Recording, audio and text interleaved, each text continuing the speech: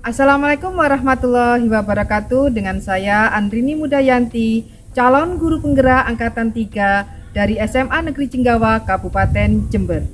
Ki Hajar Dewantoro dengan filosofinya tentang nilai dan peran pendidik diibaratkan seperti petani yang hanya bisa merawat dan mengupayakan padi untuk tumbuh dan berkembang sesuai dengan kodratnya. Jika petani menanam padi, jangan pernah harap untuk tumbuh menjadi jagung. Begitu juga dengan membersamai peserta didik, hanya dapat menuntun lakunya, bukan dasarnya. Sehingga menyiapkan proses pembelajaran yang berpihak pada murid menjadi suatu keharusan bagi seorang pendidik. Adapun praktek pembelajaran yang berpihak pada murid, yaitu pembelajaran yang masuk akal, di mana murid menemukan merdeka belajarnya, karena terpenuhinya kebutuhan belajar, baik tentang kesiapan belajar, minat, maupun profil belajarnya.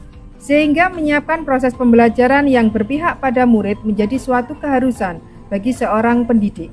Adapun praktek pembelajaran yang berpihak pada murid, yaitu pembelajaran berdiferensiasi berbasis kompetensi sosial dan emosional. Untuk lebih jelasnya, silakan saksikan video kami. Selamat menikmati.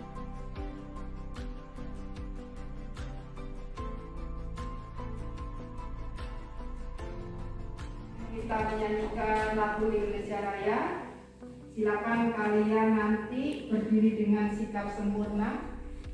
Renungkan setiap bait lagunya. Saat Indonesia Raya dimohon berdiri. Silakan sikap sempurna.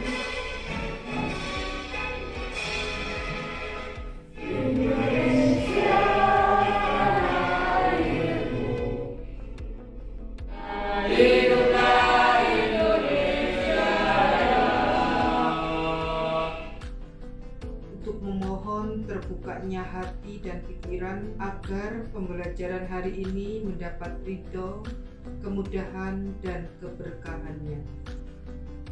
Berdoa mulai.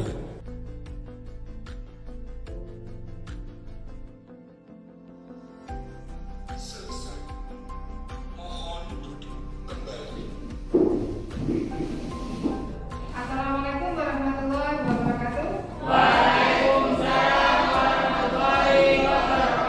Sebelum pembelajaran ini dimulai, absen dulu ya. Hari ini yang tidak masuk nomor absen berapa ya? Genap, Bu. Genap. Ya, Bu. Ya, namanya siapa? Yang tidak masuk Ina. Ina nggak ada nomornya. Namanya masuk semua. Oke, masuk semuanya ya. Ya, Bu. Oke, terima kasih. Bagaimana kabar kalian anak-anak? Sehat? Sehat. Masih mematuhi prokes? Masih. Hebat, luar biasa. Yang tidak pakai masker silakan dipakai karena maskermu melindungiku dan maskermu melindungi kalian. Ya, anak-anak, sebelum pembelajaran ini dimulai, marilah kita menerapkan pembelajaran yang sudah kita praktekkan tempo hari, yaitu tentang mindfulness. Posisi tubuh tegak, tarik nafas, hembuskan pelan-pelan. Ya, bagaimana? Merasa relax? Oke. Anak-anak, pada kesempatan kali ini kita akan membahas tentang sistem pencernaan makanan. Silakan kalian lihat gambar silakan bukunya dibuka dulu. Buku paket kalian dibuka dulu. Silakan buka tentang sistem pencernaan makanan. Kalau sudah, silakan kalian lihat gambar di layar yang sudah Ibu tampilkan di sini. Kita ambil bintang ya. Ini bintang lagi makan ini. Di situ ada buah, ada daging, ada roti, ada sayur. Semua dimakan sama bintang. Iya. Sekarang Ibu tanya, mengapa kita harus makan? Agar mendapatkan energi. Agar mendapatkan energi. Betul, Ina. Tepuk tangan, Ina. Ya, Sebagai pelindung dan pertahanan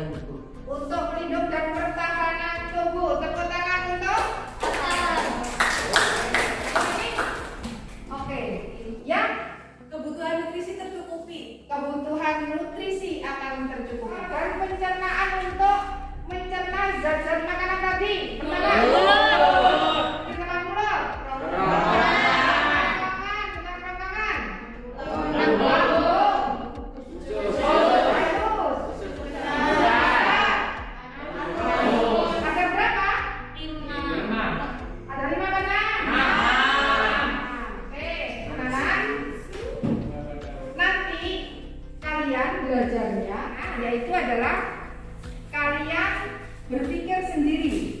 TPS, berpikir sendiri. Kemudian pair itu adalah berpasangan. Nanti yang audi dengan auditori, yang visual dengan visual, yang kinestetik dengan kinestetik. Untuk materinya sudah Ibu share di kelas ya. Silakan kalian unduh. Sedangkan untuk yang kinestetik nanti bisa menggunakan alat ini. Ya. Jadi 10 menit kalian adalah belajar berpikir sendiri. Silakan dibantu yang pink pakai warna pink dulu. Kapan dibagi? Enggak apa, 4 apa, 5 apa, 6 apa. Berilah nama bagian organ, ya. Organ-organ pencernaan sesuai dengan nomor pada gambar di samping. Lalu jelaskan nama organ dan fungsinya adalah 10 menit. Silakan berpikir sendiri, boleh browsing, boleh blogging, atau kalian boleh membuka modul yang sudah disiapkan dan video yang sudah Ibu siapkan untuk yang auditori. Ada dulu untuk tim sudah habis.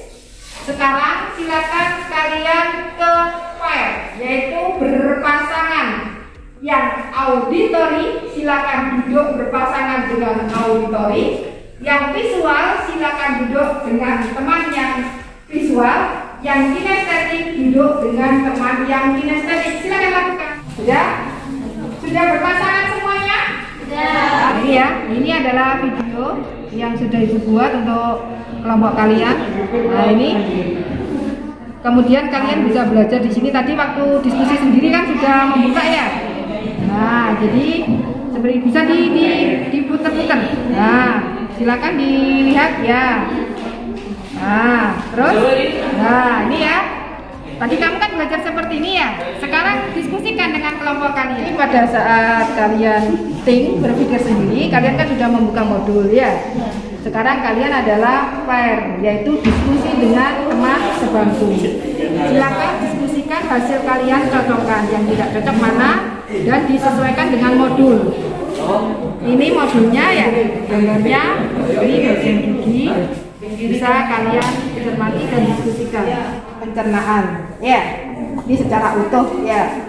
Mana yang namanya lambung? Ya, mana usus halusnya? Ya, ini ya usus halus. Ini usus besar. Ini anus. Ya, ini umbai cacing ya. Kemudian di sini ada anus. Jadi nanti silakan kalian padukan dengan googling kalian. Ya. Fungsinya untuk masing-masing itu apa saja? Untuk lambung fungsinya apa? Usus halus fungsinya apa? Usus besar. Banyak di sini tidak ada mulutnya. Jadi kita langsung cari di salah satu alat pencernaan yang terdapat pada tubuh manusia, yaitu lambung. Lambung berupa kantong besar yang terletak di dalam rongga tubuh di bawah tulang rusuk agak ke kiri. Ini dari bagian organ berikut ini dari berdasarkan proses pencernaan dimulai di dalamnya makanan dan tempat pencernaan secara mekanik dan kimiawi. Nah, untuk pencernaan secara mekanik itu dibantu dengan gigi. Kalau kimiawi itu dengan menggunakan enzim dalam mulut. Rongga itu Untuk pair sudah habis 10 menit ya. Sekarang adalah share. Untuk kemudian nanti Ibu minta 2 kelompok atau 1 kelompok saja diskusi kelas ya.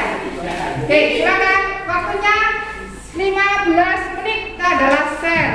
Saya minta kelompoknya Ina mewakili visual untuk mempresentasikan. Silakan ke depan. Waktu diskusi kita adalah 15. Assalamualaikum warahmatullahi wabarakatuh. Kami dari Waalaikumsalam warahmatullahi wabarakatuh. Kami dari kelompok visual akan menjelaskan pertanyaan yang di atas. Saya Ina Damayanti dan teman saya Sista Maulidia akan menjawab pertanyaan nomor 1. Yang pertama, gambar nomor 1 itu adalah mulut dan terdiri dari gigi, lidah, kelenjar, dan bibir. Tadi presentasi dari Ina dan temannya sudah selesai.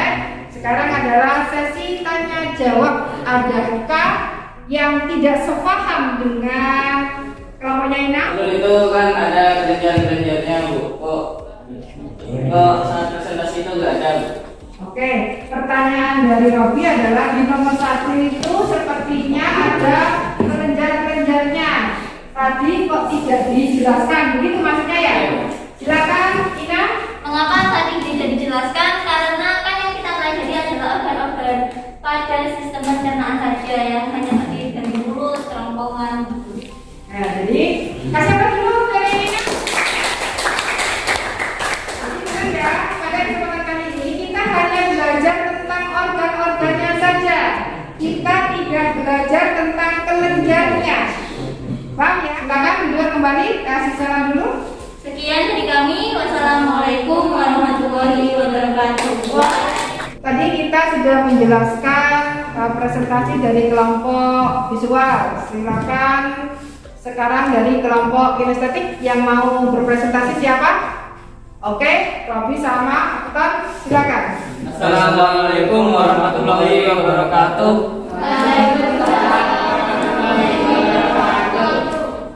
Kami dari kelompok kinestetik akan menjelaskan tentang apa yang telah kami diskusikan, yaitu tentang alat pencernaan makanan pada tubuh manusia.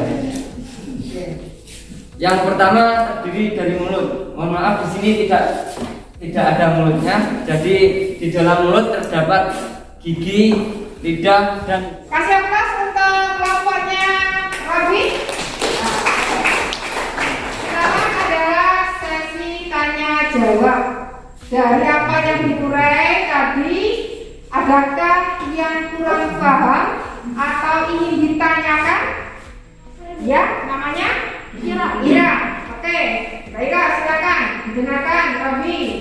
Di mana letak usus halus? Sama bagian-bagian usus halus di mana? ya, yang pertama Apa untuk saja? oh ya, Apa saja? izinkan saya menjawab.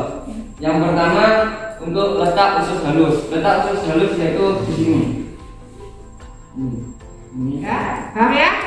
Oke, kasih aplaus untuk kelompok yang berprestasi dan berkarya. Kalian sungguh luar biasa melakukan proses pembelajaran dengan model pembelajaran TPS, Think, Pair, Share. Tinggallah kita pada sesi refleksi. Bagaimana refleksi itu adalah ada 3 poin di sini yang harus kalian perhatikan. Apa hal yang paling Anda kuasai? Yang kedua, apa hal yang belum Anda kuasai? Yang ketiga, apa hal yang masih membingungkan?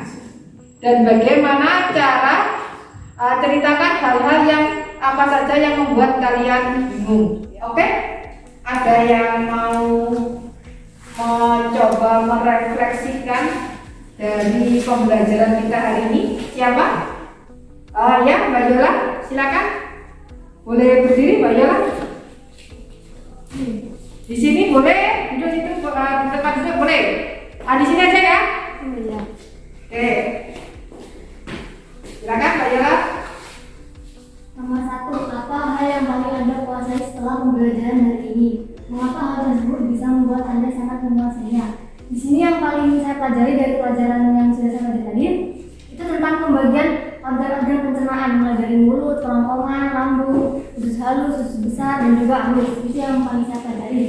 Karena dari yang sudah Ibu berikan tadi videonya berupa audio itu sudah sangat jelas tentangnya. Tolong pahami juga tugas kalian sesuai dengan profil kalian tentang materi yang sudah kalian diskusikan dan Ibu jelaskan tadi. Kemudian untuk pertemuan yang akan datang, jangan lupa silakan pelajari materi tentang kelenjarnya, yaitu enzim-enzim yang berperan dalam proses pencernaan makanan. Sekian dari Ibu, kurang lebihnya mohon maaf. Wabillahi taufiq wal hidayah. Wassalamualaikum warahmatullahi wabarakatuh. Waalaikumsalam warahmatullahi wabarakatuh. Alhamdulillahirabbil alamin, selalu saya panjatkan kehadirat Allah Rabbi yang selalu memberikan kemudahan dari setiap apa yang saya lakukan, khususnya pada pelaksanaan aksi nyata tentang pembelajaran diferensiasi berbasis kompetensi sosial dan emosional. Kita tidak pernah belajar dari pengalaman, tetapi kita belajar dari refleksi terhadap pengalaman kita. Menurut John Dewey, setiap anak layak memperoleh kesehatan mental, baik untuk mewujudkan student well-being maupun kemerdekaan belajarnya. Sehingga diperlukan pembelajaran untuk mengelola stres dan meraih potensi melalui penerapan pembelajaran sosial dan emosional. Setelah saya melakukan aksi nyata, saya akan merefleksikan dengan menggunakan yaitu peristiwa, perasaan, pembelajaran, dan penerapan. Adapun peristiwa yang saya alami pada saat melakukan aksi nyata ini yaitu pertama, anak merasa kebingungan dalam hal ini karena mereka tidak paham ya apa yang saya maksudkan di dalam aksi nyata itu. Kemudian waktu yang tersedia itu sangat mepet. Yang semula sebelum pandemi itu adalah 2 JP, di mana masing-masing JP itu adalah 45 menit. Pada saat pandemi ini 1 JP-nya adalah 35 menit. Di situ saya harus mengolah, saya harus bisa membagi waktu dan harus menuntaskan mulai dari pembukaan, inti sampai dengan penutupan. Kemudian dari kebingungan itu, sehingga saya harus bisa menyiasati bagaimana memahamkan kepada diri anak, sehingga sebelum pembelajaran ini saya terapkan, saya berusaha untuk mensosialisasikan tentang pembelajaran sosial dan emosional. Sedangkan perasaan yang saya alami pada saat melakukan aksi nyata yaitu deg-degan pasti, gelisah pasti, khawatir pasti. Tapi syukur alhamdulillah semua itu bisa terlewatkan. Anak-anak, dengan melihat anak-anak sangat enjoy dan menikmati setiap sesi-sesinya, itu membuat saya semakin yakin bahwa pembelajaran ini bisa saya terapkan di kelas yang lainnya. Kalau satu kelas berhasil, saya yakin kelas yang lainnya juga akan berhasil. Tentang pembelajaran yang saya dapatkan dari aksi nyata ini, terkhusus lagi yaitu tentang kompetensinya. Di situ ada 5 kompetensi yang harus dimiliki anak, terutama yaitu kesadaran penuh. Dan kalau setiap anak memiliki kesadaran penuh terhadap pembelajaran, saya yakin pembelajaran itu akan berjalan dengan lancar dan hasilnya pun akan baik.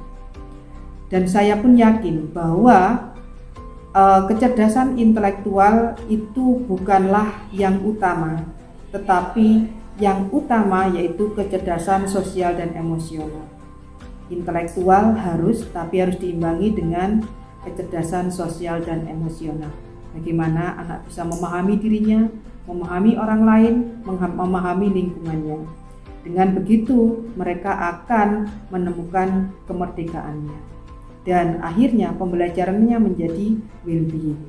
Sedangkan penerapannya, karena saya sudah melakukan penerapan di satu kelas, saya ingin menerapkannya di berbagai kelas yang saya ampu. Semoga ini menjadi hal yang baik untuk saya pribadi, khususnya untuk anak-anak saya. Apapun yang saya lakukan, apapun yang saya kerjakan, pasti berimbas kepada anak. Karena saya ingin pembelajaran itu adalah pembelajaran yang berbasis pada anak-anak.